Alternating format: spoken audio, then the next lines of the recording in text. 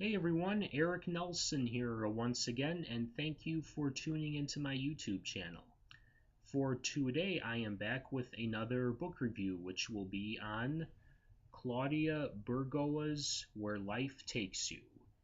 Now, to begin this book review, let me just make sure that everybody knows and is aware that no, I am not reviewing an instructional book on where life actually takes you, because as we all know, life isn't the same for everyone, and hopefully your life isn't the same as the protagonists of this book. So now, with that being said, you may think that this is going to be a depressing story. Well, for me, it actually was. It was actually a little hard for me to read because not because I thought. I mean, it is. I mean, the the the author, Claudia Burgoa, actually did a wonderful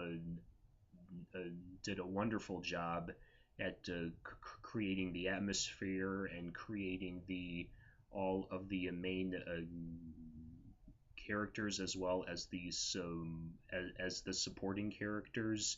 However, I just felt that things were going wrong left and right for this family, especially for the main character. And so yeah, I thought it was very sad, but also I just it was for me it was so frustrating to live, to see these people uh, treating the main character so wrong. I mean, for me, that this is sort of like a realistic version of Cinderella. You know how, like especially in the Disney version, how the evil stepsisters and the evil stepmother were being loud and obnoxious towards Cinderella. Well, that I can take because they're just being obnoxious. And yeah, sure, they're giving her lots of work to do, and they're treating her as if she's the maid.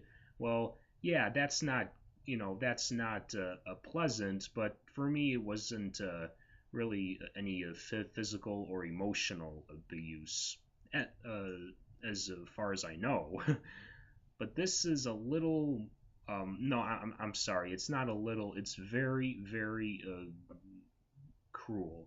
So let me just skip the small talk and let's just go right into it.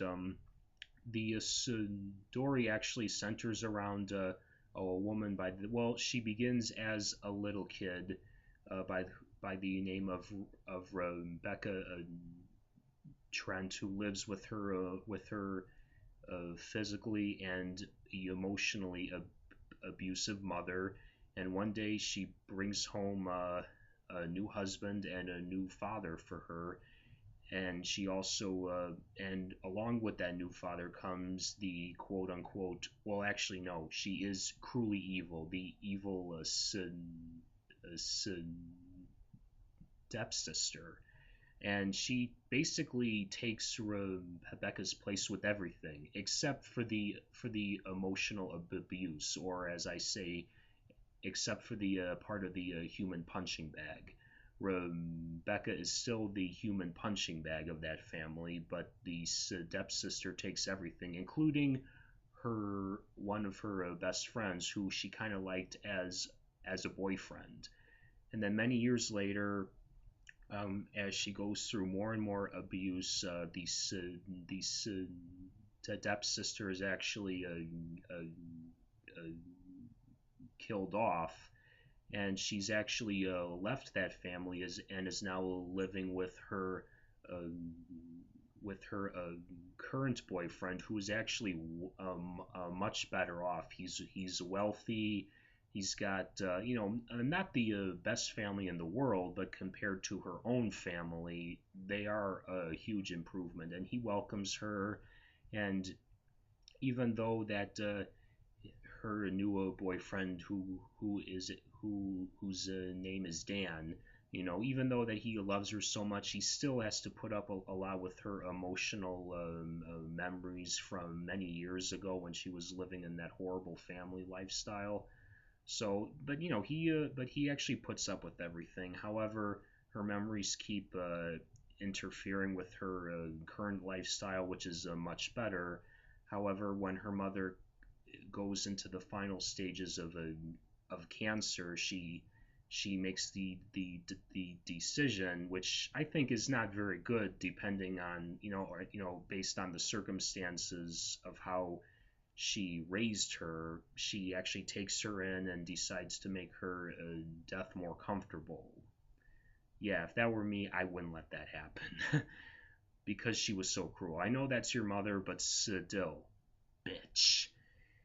So anyway, so she takes her in, and of course her boyfriend Dan is very supportive of that. And now, what happens after that? Well, I'm gonna leave it at that because a lot more happens, and let me just say, a lot more drama happens, and then the ending happens, the which of course, once again, unlike Cinderella, where they live happily ever after, uh, this one, I'm not going to say it. You should read it for yourselves. It's basically, it's not a happily ever after ending. Not even close, people. But aside from all the frustration that I went through as I read these horrible, unlikable uh, characters, I have to give kudos to Claudia Burgoa, who knows how to create such evil people. And she made these people evil, and she knows how to write people. She knows how to create characters both evil and both good. So yeah,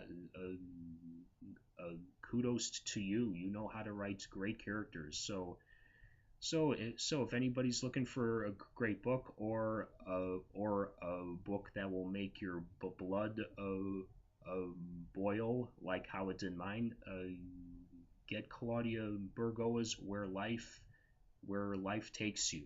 Hopefully it won't, but yeah. But here's the book, Where Life Takes You. So I hope everybody has a great week, and I hope to see you all at the bookstore or the iBookstore.